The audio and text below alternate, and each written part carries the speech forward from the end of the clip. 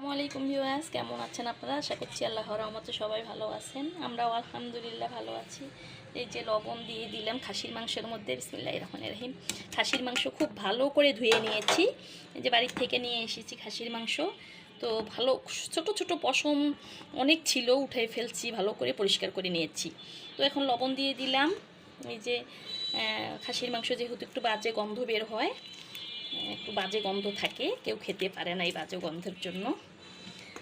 তো এই যে লবণ দিয়ে দিচ্ছি, যে লেবুর রস দিয়ে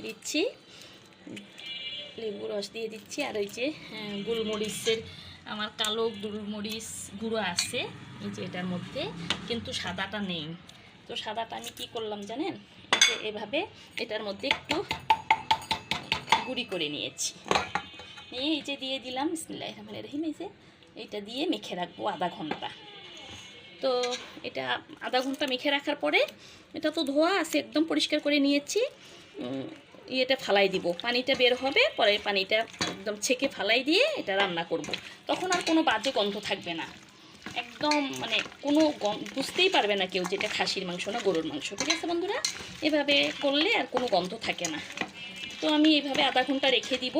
এই যে পানিটা বের হবে, এই পানিটা আমি একদম ছেঁকে ফালাই দিব, তারপর রান্নাতে চলে যাব। তো ঠিক আছে বন্ধুরা, এটা আধা ঘন্টার জন্য মেরিনেট করে রেখে দিলাম, থাক এভাবে। ঠিক আছে বন্ধুরা, পরে ফিরে আসছি আবার।